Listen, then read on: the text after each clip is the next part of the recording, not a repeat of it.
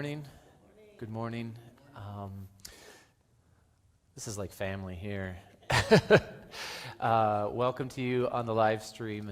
My name is Matt, and I'm going to be doing the facilitating of the chat this morning, the talking, the TED Talk-ish, if you will. So we've got some ways to communicate with us. I'm going to ask you a question first and give you a little bit of time to respond to this. You can respond to me directly with the number that's on the screen. It's coming. Or you can use the chat. Jeff is going to be monitoring the chat. He's sitting right here in front of me. He can just wave at me, flag me down, and let me know what responses there might be in the chat. Okay, so the question is, what would you do if you couldn't fail? A lot of things come to mind. I mean, professional sports immediately, but I'll give you some time. I'll give you some time to think about what is it you would do in life. It can be anything. It can be an achievement. It can be a career. It can be whatever you want it to be. What would you do if you could not fail?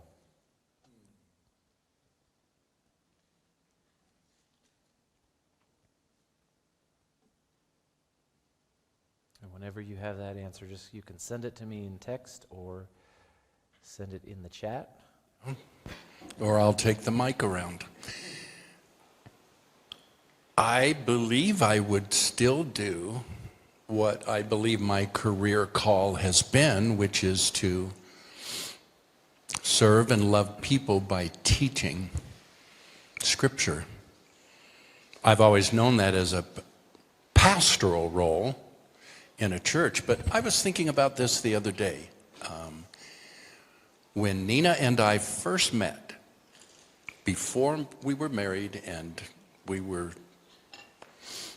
interested in one another, and I think had dated once, gone out once, we asked each other, so what do you want to do? Because we were both very committed to Christianity and to serving the Lord. And so back then, the whole idea of serving the Lord was really wrapped up in ministry, quote.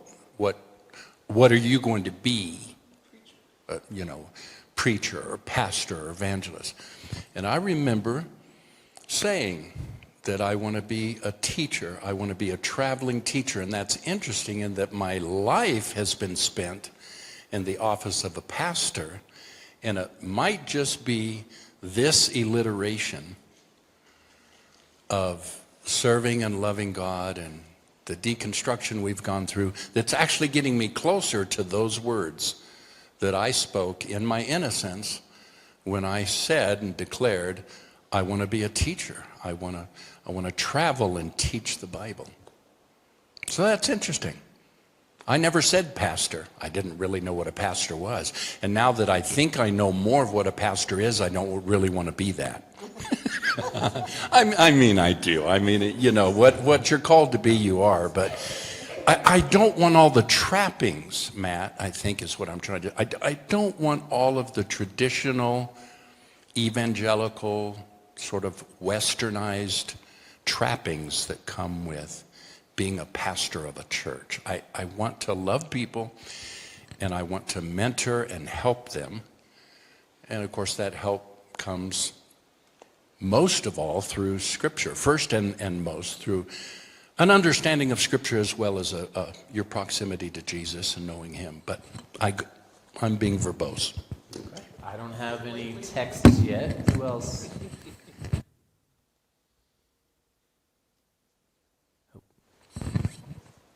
Two questions, one for you. Okay. When the way you've put the question, it makes it sound like if I couldn't fail at anything that I do, or one point or one thing I couldn't fail at, right? If I tried to do the one thing, it would not fail.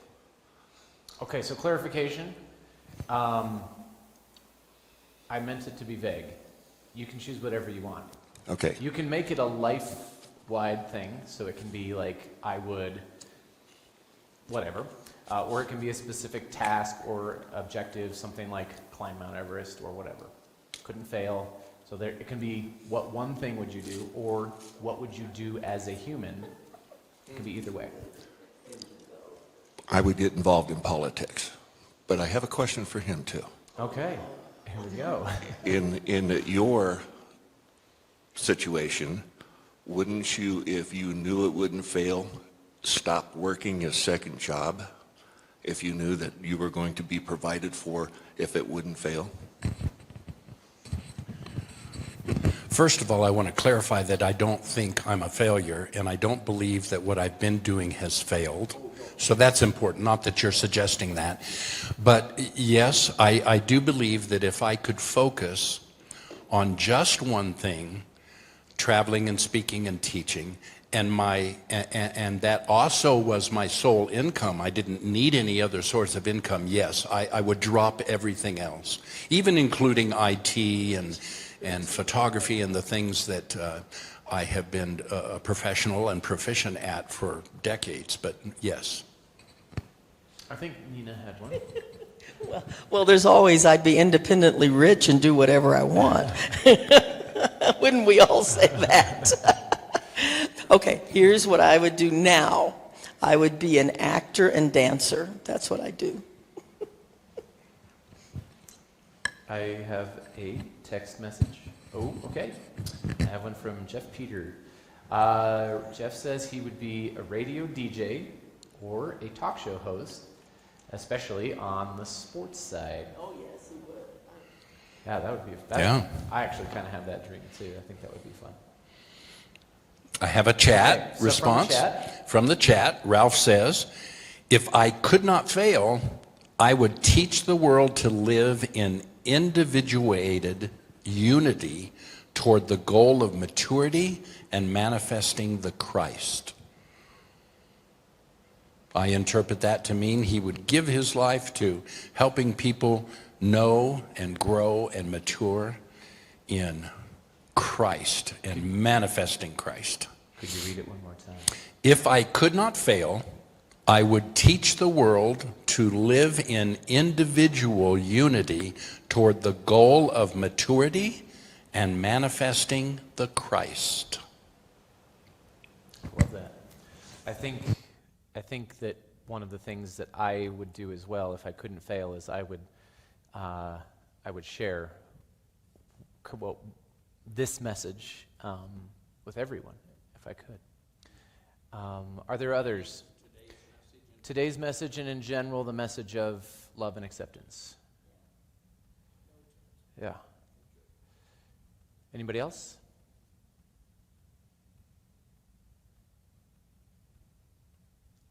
I know Lisa would be a backup dancer for Rihanna.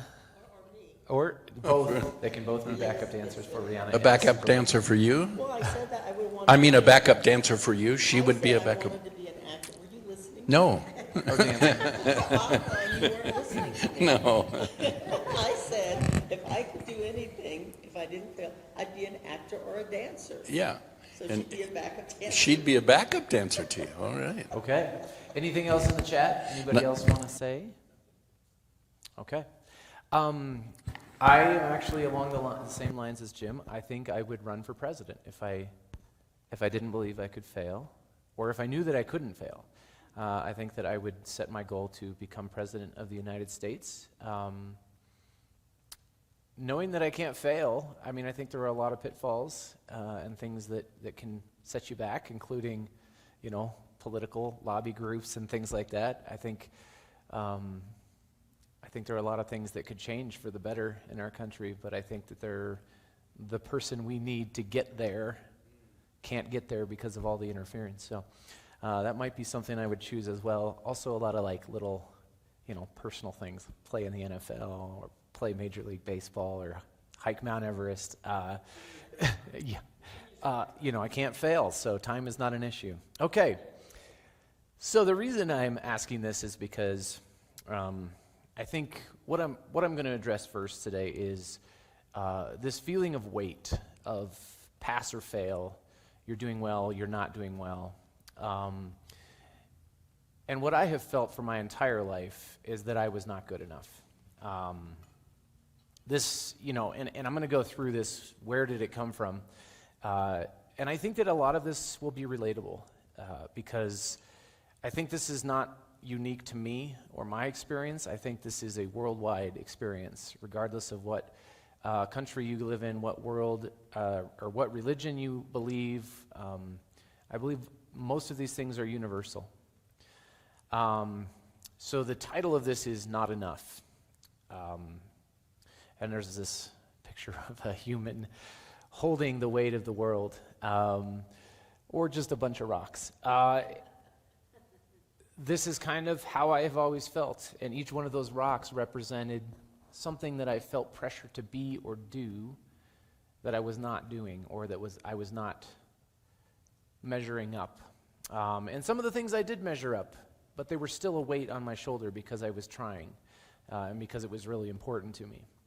I think there are several different areas where this is manifested, and it starts very early for me. I had very early memories of my parents being very clear, saying, you must be a moral and good person, I think as early as age 3. So I want to ask all of you, what is the earliest memory you have of either someone telling you how you should behave or being disciplined for not behaving in a certain way? Now, I'll tell you a time that I was disciplined. I was at school. I was in first grade. You know where this is going. I was at school, and my brother, who was a mischief maker, we were outside for a recess of some sort or another, a very beautiful sunny day in North Glen. And the school that we were at was in a church, and right next to the church was an actual school, Westview Elementary School. And I was outside with my brother, and he decided it would be a great idea to pick up rocks and throw them at the bell on the side of the school. And I said, you're right, that is a great idea. And very challenging too when you're just 5 or 6 years old to hit that bell that's way up on the side of the school. You know what I'm talking about. It was the side of the gymnasium, right? You know what I'm right down that hill from the. And so we were standing on the hill throwing rocks, and someone came out, and I was then punished capitally. Corporally? Yes, they didn't kill me. By my current father-in-law is the one who provided the swats. So I want you to think about a time. What's the earliest memory you have of being disciplined or encouraged to behave morally and good? And we have the microphone, so if you have it, and you don't have to share it. This isn't necessarily something you have to share.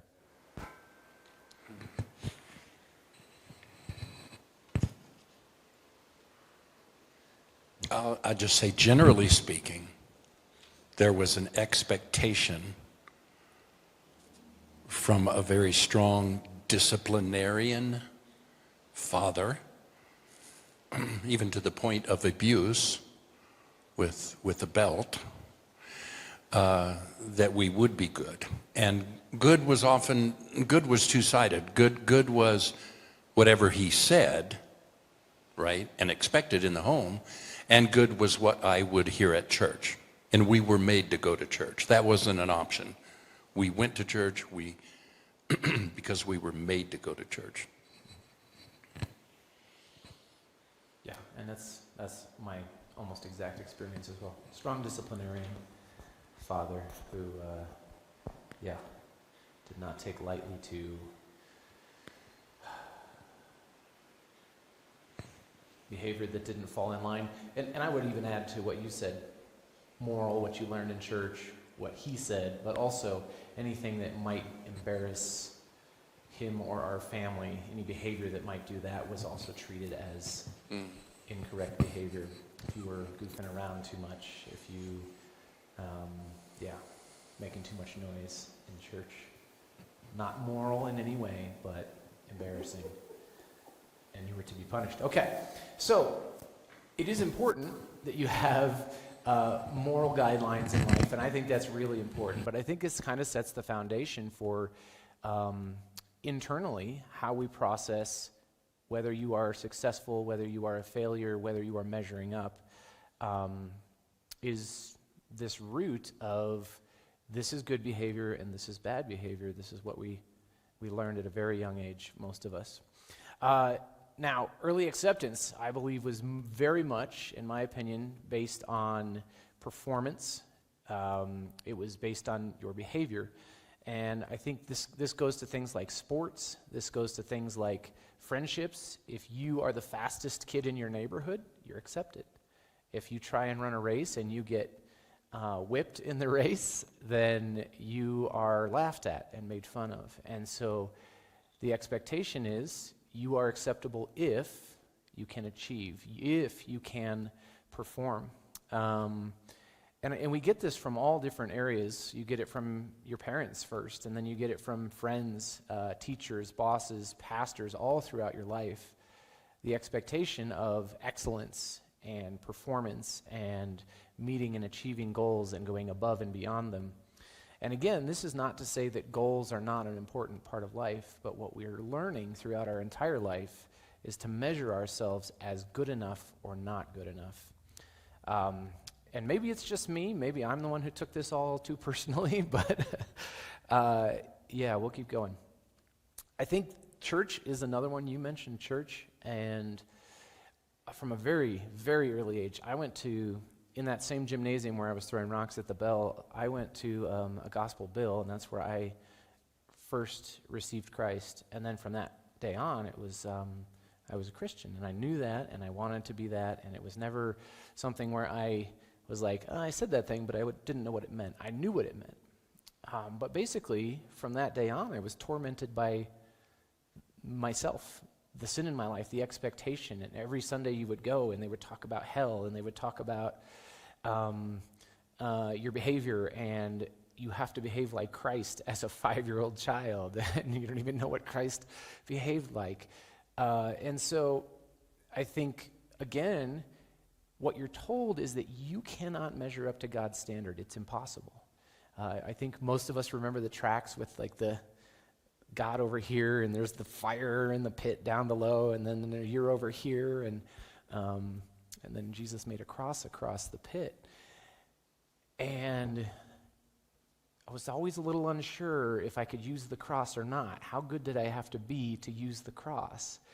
And as it says here on the slide, you better try as hard as you can, or you're going to fail, and God's going to forsake you, right? He's going to kick you out. You're not going to make it into heaven because you weren't good enough.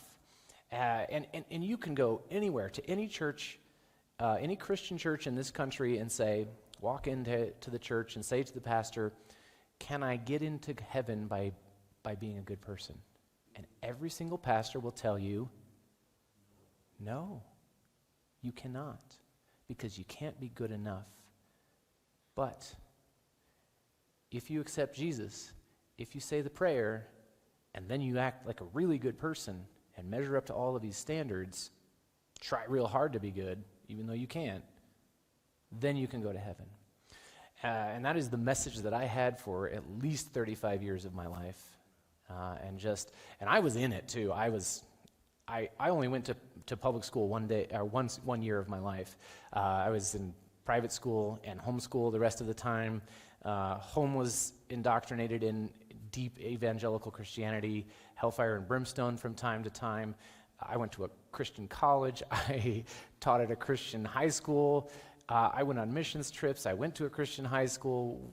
It was all, I was saturated with this message, and I always felt like a failure. I always felt like I wasn't good enough, and I was terrified, quite frankly, for most of my life that I was teetering on the edge of being good enough to walk across that cross and make it to God versus staying over here on this side or falling into the fiery pit.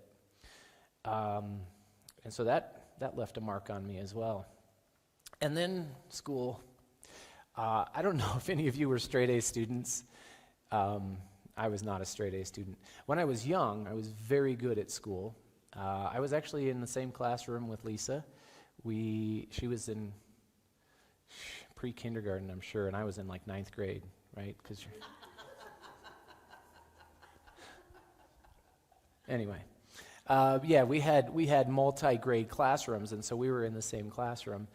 And I remember, the stress of trying to get 100% on a math quiz. And I was naturally good at math. I gravitated towards numbers and things that were logical and factual. And even still, if I got a 96% on a math quiz, that tore me up. And I was like, I couldn't make perfection. And then as I went along, after that I went to homeschool, and I would go to every year we would go to Silver State Baptist School to do our, statewide something testing, to get, are you learning the stuff you're supposed to? And again, it would be like you'd get this score, and the score was maybe 28 out of 40, and you're like, I'm not very good at this. Go to high school, it's very competitive, it's a private high school. I was below average. I was very mediocre in school, grades and otherwise. And that was difficult. I went to a competitive academic high school, and it was very difficult for my self-esteem because I was definitely one of the dumb kids at that school. Go to college. This is a fun one as well. I chose mathematics. Of course I did. Because, as I was raised, you challenge yourself. You do something that's noble and difficult and challenging. And so I chose mathematics, and I am currently not ashamed to say that I had to retake at least 5 math classes as a college student. Now, a D in your major means you have to retake it. So they weren't all fails, they weren't all Fs, but you can see on this, the report card here, poor Abby. Can we get that back up there? Poor Abby. She's not really all that good at math. That's not back up there. We'll get it. Okay. But the F, when I look back, you've got A. What does A stand for? We don't know. What's B stand for? Is there a word that goes along with B? C? D? Well, we jump over E. We don't stop it. We don't use E because we found a letter that tells you exactly who you are. You failed. And if you got an A, you might know what that means up here, but there's not a word that describes A, B, C, D. But when you get to F, you failed. So Abby, this is a little stock photo I found in poor Abby. First grade. This is almost exactly the mathematics sheet that I remember getting a 96 on and feeling bad about that. All right, enough of that. And then there's societal expectations. So you have, do you own a house? Do you own a car that is good? Do you have a family? Are you married? All of these things that are societal expectations. We're friends with a lot of different groups of different ages. One of the new groups that we've kind of found is our workout group. We have a gym that we go to, and we have like a bunch of new friends from that group, and there are quite a few people in there that aren't married, and there's almost this stigma, like the unmarried people that are in their 30s, and it's like, why aren't you married? There's this expectation, right? Why aren't you married? Having a family, looking on the outside like you have it together, and this American dream of, I have the car, the house, the job, the family, I have great kids. All of those things are an expectation of our society. And when you go outside of that expectation, you are somewhat shunned. You can find your own group, right? You can find your 30-somethings single group. You can find your divorcees, right? There's groups of divorcees. If you go to a church, there's probably a divorce group if it's a big enough church. But all of those things, they come along with a stigma that you're not the way you should be. And by the time most of us get to adulthood or into our middle adulthood, our self-esteem has taken a beating from life. And I don't know about everybody else. I can speak for myself. I have always felt inadequate. I have always felt like I wasn't enough. And I think when people look at me, if I'm gauging the reactions and responses of other people, they think he's average, he's doing all right. And I can look at some of the achievements that I've done. I graduated college and I have a decent job and a car and a house, and I can look at those things and say, I'm doing all right. But at the end of the day, I have always felt insecure about who I am. And what happens is you start to feel like it's more painful to fail than to be honest with who you are. There's a psychological term called cognitive dissonance. And cognitive dissonance is what we experience when we feel an uncomfortable tension with who we believe we should be and how we are behaving, or how we have achieved, or how what we have done. And so you have these expectations from all different areas of life, and you are trained into that. From your parents, from your teachers, from your pastors, your Sunday school teachers, from your friends, from society itself. You are trained into feeling like you are not good enough. And I will tell you that when I was in college and I failed classes, I did not admit that to anyone.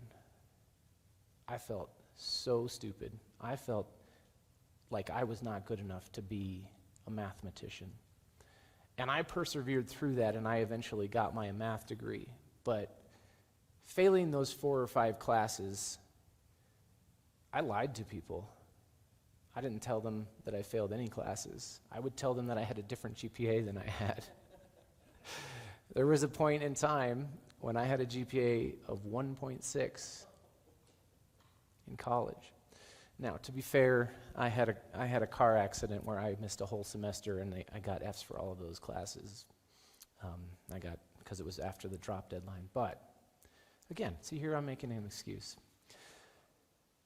I didn't share that with anybody, but I felt stupid. And I would go to class, and I would hear the mathematicians teaching this stuff, and I would go and try and understand it, and it was very, very difficult, and I felt stupid all the time. I did not get a grade above B in any math class that I ever took in college. And then I graduated, and I can go and tell everybody that I'm a mathematician, but I don't ever admit that I just barely made it. And so we have this need. It's too painful, right? And then there are moral issues, things that happen throughout your life that you are ashamed of. I know that for me, one of them, when I was a 9-year-old boy, I was a paper delivery person, and I found a stack of pornographic magazines on top of someone's trash, and I just took that thing and put it right in my paper bag and kept delivering papers. And I had a porn addiction from that day until my mid-30s. And I lied to everyone about that. I would never. Occasionally you would get to a group of men in the church, and you would have an accountability partner, and you would say, yeah, I have an issue with pornography. And, I'm going to hold you accountable to that. You're going to tell me every time that you make a mistake. And the first few times you tell them, and you see the look on their face, and they, really? You messed up again? I thought we talked about this. I thought we knew that this was something you wanted to get out of your life. And then I started lying. I just started telling them, yeah, I'm good. It's been months. And by the grace of God, I was delivered from that through very difficult experiences in life. But there were many times in my life where it was more painful to admit what I was doing or who I was, because I knew I was a failure. And I didn't want anybody else to know that. And I even started to lie to myself. And that is what happens with cognitive dissonance. Eventually, it becomes too painful to admit that you are a failure. So the results of cognitive dissonance are, this is the next, yeah, you got it. You're on it, Jeff. So the more a person wishes to conform, the more likely they are to succumb to cognitive dissonance. And I was a conformist. I wanted to be accepted. I wanted everybody to think that I was on the track, that I was achieving highly, that I was Jeff's doing things back there. People quickly adjust their values to fit their behavior to avoid being at odds with what they believe. And so, sometimes you're doing something, you have a behavior, maybe it's something that you know is unhealthy for you, like smoking or whatever, and then you say, oh, I just do this once in a while, and you start to explain it away, knowing that it's not good for you. This type of self-deception has been linked with many negative health issues. So they've linked it with Alzheimer's and dementia, and also some forms of cancer. People that regularly lie to themselves and convince themselves or lie to other people. And so what it's showing you is that it's an internal struggle. It's something that is at odds within you, and you're battling with yourself. The interesting thing that occurred to me when I was writing all of this is that after I left school, nobody gives a crap about my GPA, right? No one has asked me about my GPA since I was in my 20s, right? Most of what exists in my mind is there by my own choosing.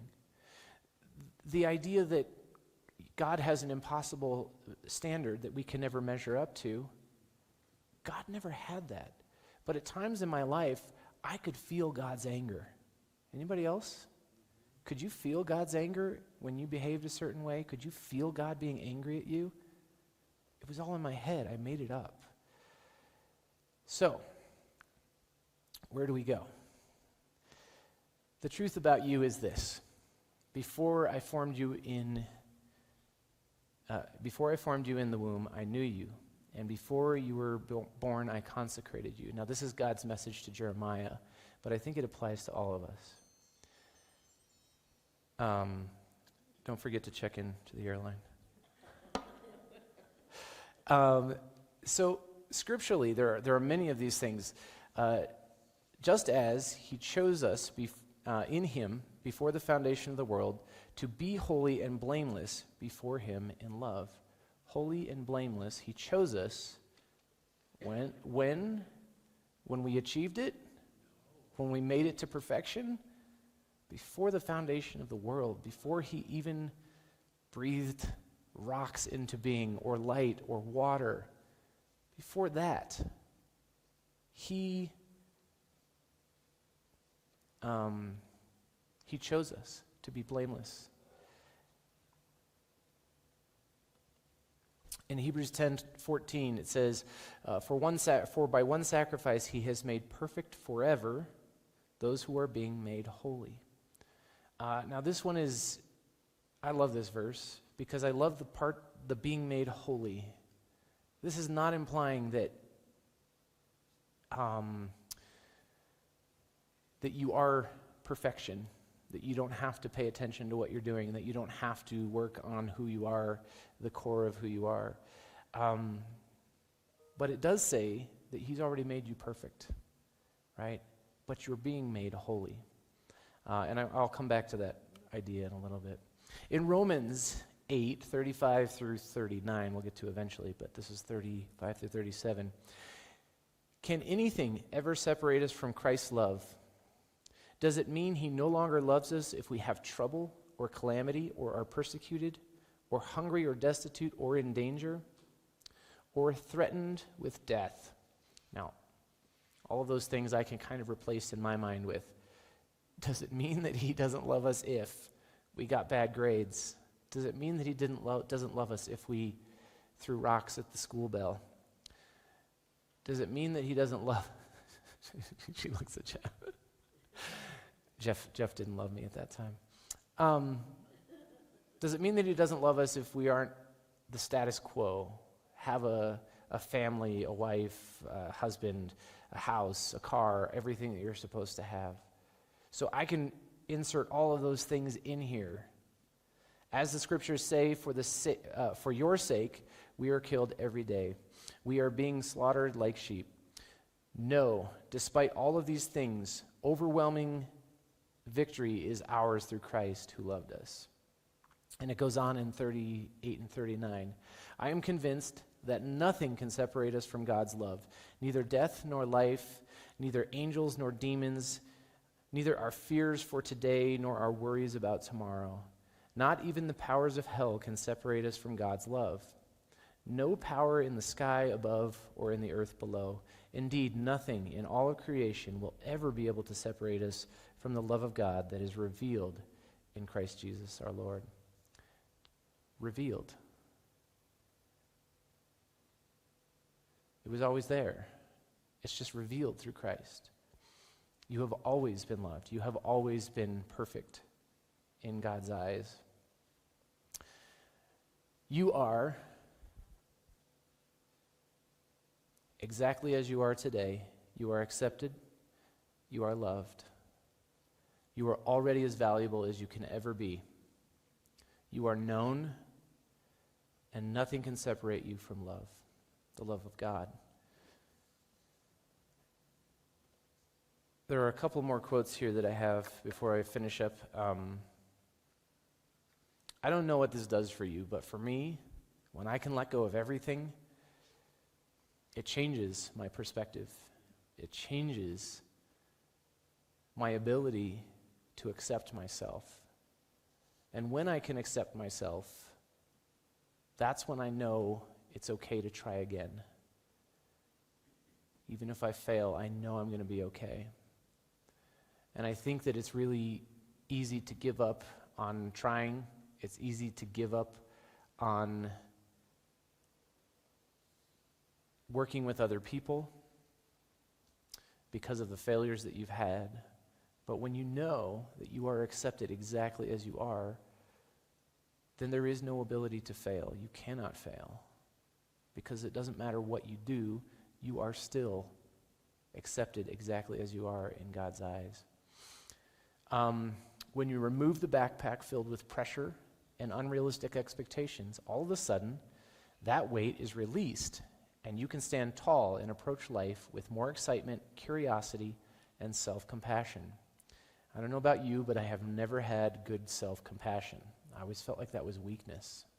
Anybody else? That if you were soft on yourself, you were weak, you were giving yourself excuses. And I think there's a way to be self-compassionate without giving yourself excuses. Being honest. That when you are honest with yourself, you avoid that cognitive dissonance. Dissonance. Cognitive dissonance. You avoid that. And you're able to see yourself exactly as you are. And if you know you are accepted 100% by God all the time, no matter what, then there is no fear. You can be 100% honest with yourself, and you can try again. Finally, when you believe that you are acceptable no matter what, you can be honest with yourself, and that is when you can be the most powerful to grow. You are enough, and you always will be. So that's it. Thanks for participating in my TED Talk. And I hope for those of you out there, this is something that is powerful to you. I hope that you are able to find self-love, self-acceptance, like I have been able to find in recent years. And I am very, very, I feel a weight lifted off me, and I have for a few years now, that I don't have to perform, that I can be honest and tell you when I fail. This may not be visible, I don't know, but I spilled coffee into my computer and onto my shirt right when we got here. I was getting out of the car and I was holding things, and my first response was, how embarrassing, I cannot be in front of camera. And I just thought about, like, I'm going to take off my shirt and I'm going to go in the bathroom and scrub it, and I'm going to find a hair dryer or something, a heater that I can dry it out so there's not a big wet spot here. But no, guess what? Hey, spilled my coffee. It's okay. I'm accepted exactly as I am, messy shirt and all. All right. So